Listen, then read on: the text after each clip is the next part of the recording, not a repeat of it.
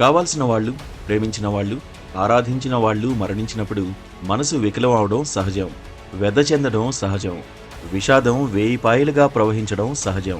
తీర్చలేని లోటు ఏర్పడి కడలి సుడిలా ఉద్వేగం ఉప్పొంగడము సహజం. వ్యక్తులే కాదు, ఒక ఘన నాగరికత కల దేశము కొన్ని సందర్భాల్లో అటువంటి విషాద సన్నివేశంలో పడిపోతుంది. 10 కాలాలు గుర్తించుకోదగ్గ నాయకుడు, గర్వించదగ్గ నాయకుడు, విలువలున్న నాయకుడు మరణిస్తే ఆ సన్నివేశం వద్దన్నా మన హృదయాల్లో గూడుకట్టి మనల్ని విచలితుల్ని చేస్తుంది. ఆర్థిక సంస్కరణల రూపశిల్పిగా 10 ఏళ్ల పాటు దేశ ప్రధానిగా పనిచేసిన మన్మోహన్ మరణంతో ఇప్పుడు భారత్కు అదే పరిస్థితి ఎదురైంది. నాయకుడు అన్ని సందర్భాల్లోనూ మహాధీరోదాత్తుడు అయి ఉండనక్కర్లేదు. రాజకీయ రంగాన వీరోచిత పాత్రను పోషించాల్సిన అవసరము ఉండనక్కర్లేదు. మహాచాకచక్యుడై కౌటిల్య నీతిలో ఘటికుడు కానక్కర్లేదు. అసాధారణ పరిస్థితిలో నమ్రతతో, నవ్యతతో, మర్యాదతో, సహజ పద్ధతిలో అణగారిన శక్తులను స్వేచ్ఛగా పైకి వచ్చేలా చేయగలిగితే గొప్ప విషయమే. ఆ నాయకుడు గొప్ప నాయకుడే. భారత ఆర్థిక వ్యవస్థలో ఎంతో కాలం అణిగి మణిగి ఉన్న శక్తులను అలా పైకి వచ్చేలా విధానాల నిచ్చెనలను ఏర్పరచడంలో మన్మోహన్ పాత్ర అనితర సాధ్యమైంది. ఆర్థిక పరిస్థితి పూర్తిగా దిగజారిపోయిందని అప్పటి ప్రధాని పివి భావించి ఉండొచ్చు.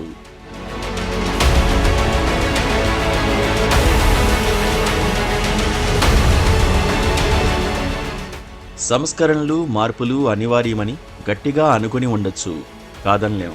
కానీ బండిని దారిన పెట్టాలని అనుకోవడం వేరు.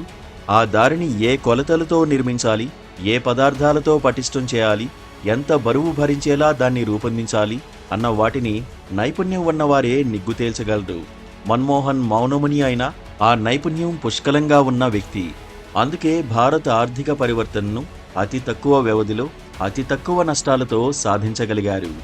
ఆర్థిక సంస్కరణలపై భిన్నాభిప్రాయాలు ఎన్నైనా ఉండొచ్చు. అన్ని వర్గాలకు అవి సమానంగా చేరలేదని అనొచ్చు. కానీ అవి దేశ ఆర్థిక సామర్థ్యాన్ని, ప్రజల జీవన ప్రమాణాలను అంతకుముందు పరిస్థితితో పోల్చితే కొంతైనా ముందుకు నడిపించలేదని అనలేము. ఎన్ని కొలమానాలు పెట్టుకు చూసినా ఎంతకు భిన్నమైన దృశ్యాన్ని ఊహించలేము. అనుకున్నవి చేయగలిగిన వాళ్ళు జీవితాల్లోనే అరుదుగా ఉంటారు. రాజకీయాల్లో అదింకా అరుదు. ఆర్థిక సంస్కరణల విషయంలో అనుకున్న వాటిని సాధించలేదన్న అసంతృప్తి మన్మోహన్కు ఉండేది. సొంత పార్టీకి లోక్సభలో బలం అరకొరగా ఉన్న పరిస్థితుల్లో ఆర్థిక సంస్కరణలతో అన్ని అనర్థాలే కలుగుతాయన్న వాతావరణంలో పరిస్థితులను నెట్టుకురావడం అంత సులభం కాదు. సున్నిత మనస్కుడైన మన్మోహన్కు అది మరింత కష్టం.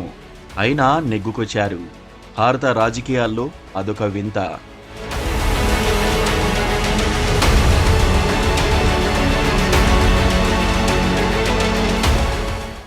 2004లో ప్రధాని పదవిని చేపట్టి 10 ఏళ్ల పాటు కొనసాగిన ఎక్కువ భాగం ఆయనకు ముళ్లపాన్పుగానే ఉండిపోయింది.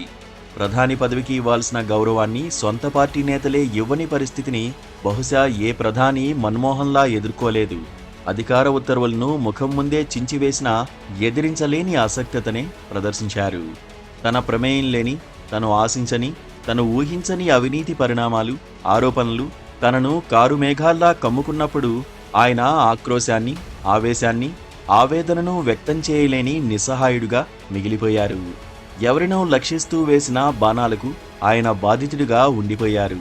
ఆయన సారథ్యంలో దేశం అవినీతిలో, కుంభకోణాల్లో కూరుకుపోయిందని ఆరోపించిన వారు కూడా మన్మోహన్కు వాటిల్లో ప్రమేయం లేదని తెలుసు. రాజకీయాల కోసం ఎంతటి వారినైనా, ఏ స్థాయికైనా దిగజార్చగలగడం మన ఘన ప్రజాస్వామ్యం విశిష్టతేమో. భారత ప్రధానిగా ఉండే వ్యక్తికి కొన్ని సుగుణాలు ఉండాలని మనం కోరుకుంటాం.